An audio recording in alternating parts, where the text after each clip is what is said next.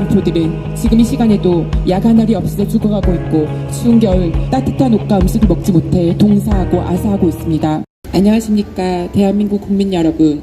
저는 자유민주주의 대한민국 교육계에 종사하는 평범한 국민입니다. 이렇게 자유롭게 발언할 수 있는 대한민국에 살게 된 것이 얼마나 큰 복인지 오늘 실감하게 되었습니다.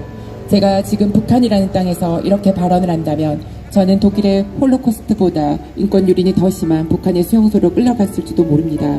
여러분, 저는 오늘 아침 뉴스에서 한미일 등 서양계 국가가 북한을 세계 최대 인권 유린국으로 지목했다는 소식을 들었습니다. 그리고 지난주 북한에 관한 뉴스를 보셨습니까? 그것은 한국 드라마를 유포했다는 이유로 북한 고등학생 3명이 공개 처형당했다는 소식이었습니다.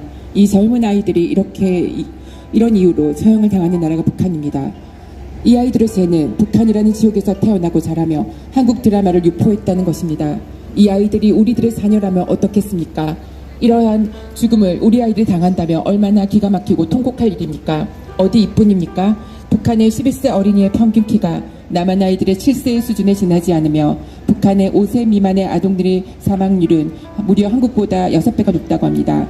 제대로 먹지 못하고 적절한 치료를 받지 못한 결과입니다. 이런 나라가 북한입니다. 우리는 자유민주주의라는 유산을 물려받았습니다. 지금 계신 여러분은 자유롭게 거리를 다니고 가족들과 친구들과 여유로운 주말을 보내고 계십니다. 우리가 자유민주주의 대한민국에 태어나지 못하고 북한에 태어났다면 상상도 못할 복을 누리고 살고 있는 것에 대해 우리는 감사해야 될 것입니다. 그러나 저 38선 이북의 북한 동포들은 지금 이 시간에도 약 하나리 없어 죽어가고 있고 추운 겨울 따뜻한 옷과 음식을 먹지 못해 동사하고 아사하고 있습니다. 이런 상황을 견디지 못해 탈북을 하면 인신매매로 끌려가 모진 성폭행, 고문을 당하고 살고 있는 것이 지금 이 2022년에도 일어나고 있는 믿지 못할 현실입니다.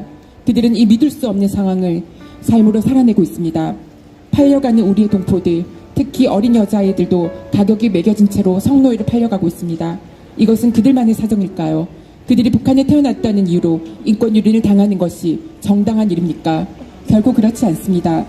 조금 전에 말씀드렸던 것처럼 우리는 자유민주주의를 유산으로 물려받았습니다. 우리 모두 잘 알듯이 자유는 공짜로 주어진 것이 아닙니다. 앞선 우리들의 조상들의 피와 눈물로 만들어진 나라, 그 대한민국에 우리는 살고 있음을 기억해야 됩니다. 자유를 선물로 받은 우리는 자유민주주의에 입각한 평화통일이라는 유업도 받았습니다. 우리는 저들을 살려야 할 책임이 있습니다. 혜택받고 누리는 자가 받은 의무와 책임을 기억해야 합니다. 지금 이 시간에도 북한에서 추위로 병으로 죽어가는 우리의 동포들이 먹을 것이 없어 자녀를 말려 죽일 수밖에 없는 우리의 동포들이 독일 나치 때보다 더 처먹한 사륙이 벌어지고 있는 강제 수용소에 있는 우리의 동포들이 교육을 받지 못하고 먹지 못해서 제대로 크지 못하는 북한의 아이들이 저 중국 땅을 비롯해 제3국의 성노예가 되어 팔려가는 우리의 동포들이 우리에게 살려달라고 외치고 있습니다. 제발 우리를 살려달라고 외치고 있습니다. 우리를 기다리고 있는 저들을 위해 이제는 우리가 움직일 때입니다.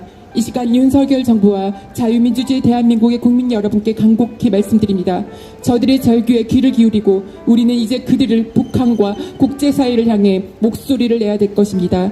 세계의 최대의 인권 유린 국가인 북한에 살고 있는 우리의 동포를 건져내고 살려내는 것이 우리의 목숨을 기억하며 자유민주주의 국가에서의 삶을 살아내야 될 것입니다.